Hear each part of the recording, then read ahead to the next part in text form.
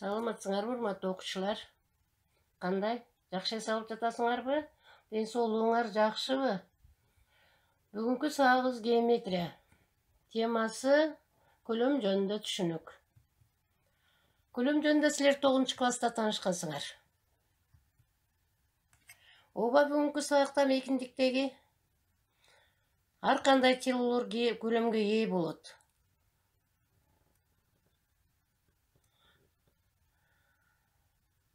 Алар мейкиндикте телолорду силер билесиңер. Алар параллелепипед, призма, пирамида, кесилген пирамида, конус, кесилген конус, цилиндр, шар жана башкалар.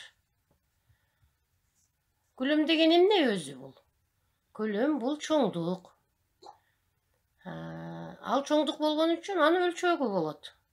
Өлчөөчү нерсенин бирдиктери бар, өзүңөр билесиңер. Өлчөө бирдиктери миллиметр куб, сантиметр куб, дециметр куб, метр куб, километр куб, литр жана башка.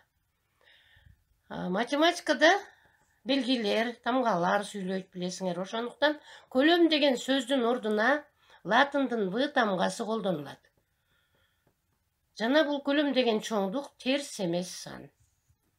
Мисалы, бизге тик параллелепипедтин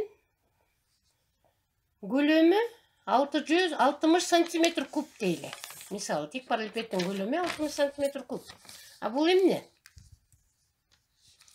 Бул деген тик параллелепипедтин ичинде жактары 1 сантиметр болгон 60 кубик бар. Же батат дегенди билдирет. Мына чиймеде көрүп турасыңар өзүңөр. Көлөмдүн мааниси эмне экендигин. Эми көлөмдүн касиеттери бар. Биринчи касиети, мисалы, мына барабар телолорду көрүп турасыңар.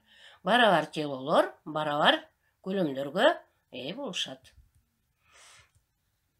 Экинчи касиети. Эгерде, мисалы, тело бир нече бөлүктөргө бөлүнсө, чиймеде көрүнүп тургандай, мына үй 2 мейкиндиктин телосунан турат. Демек, анын көлөмү бөлүктөрдүн көлөмдөрүнүн суммасына барабар. Эми ушул касиеттерди пайдаланып, төмөнкү көнүгүүнү чыгарып көрөлү. Китебиңерди ачсаңар, китебиңерде 35 параграфтын номер 1-си. 2 көп кырандык берилген. F1 жана F2. Ушул биринчисиде, ушул 2 көп кырандыктары кесилишпегенде, алардын биригүүсүнүн көлөмү эмнеге барабар? Экранда көрүп турганыңардай, мына 2 призма турат. Анда булардын көлөмү экөөнүн көлөмүнүн суммасына барабар. Ошондо 30 сантиметр куб. Ушул эле эсептин экинчисине карайык.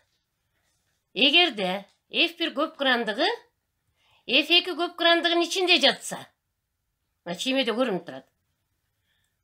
Анда алардын көлөмү канча болот дейт? Анда алардын көлөмү 24 сантиметр куб болот. Жообу 24 сантиметр куб.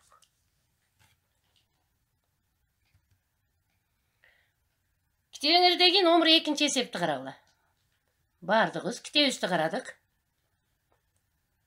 Эгерде бир курулуш кирпичинин көлөмү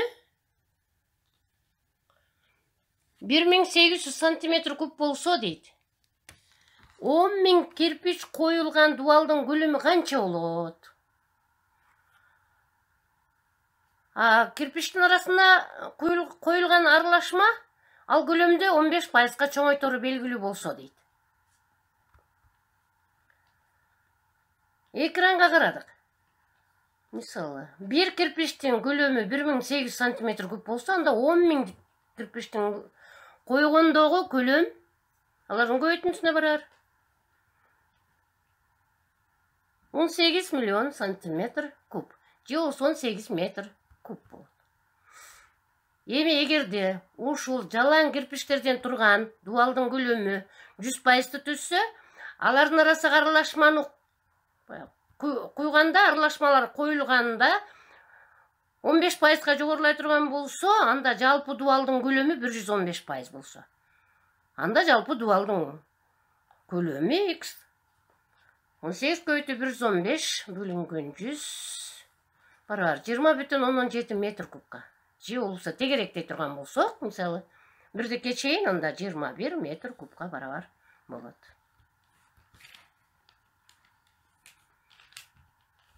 Китебиңердеги 3-чү мисалды караңларчы. Кубтун көлөмү 12 дециметр куб дейт. Кубтун көлөмү 12 дециметр куб. Кубтун карама-каршы грандарынын дейт. Жеганалдар аркылуу өткөн тегиздик аны кандай бөлүктөргө бөлөт?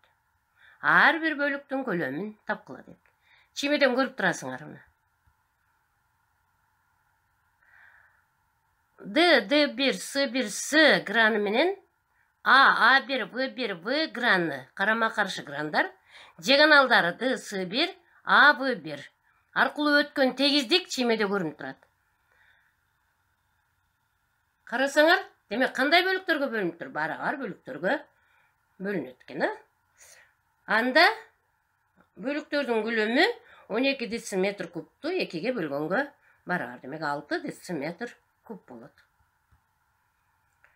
Эми балдар, үйгө тапшырма. Ушул эле китебиңерде параграф 35-ти дагы бир сыйра жакшылап окуйбуз. Номер 5-чи эсепти карап көргүлөчү көнүгүүдө. Эмне деген экен? Кубтун кыры Ага барабар дейт.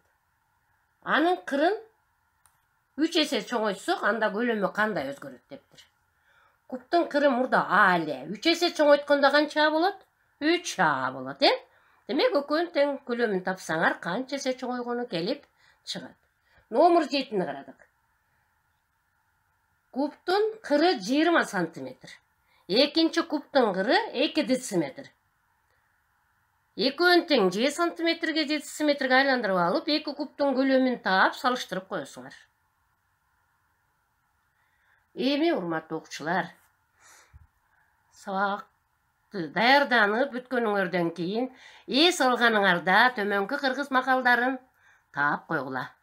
Бул да силерге тапшырма. Рахмат балдар, көңүл бурганыңарга. Оорубагыла, эсен болгула. Болуптур, көрүшкөнчө.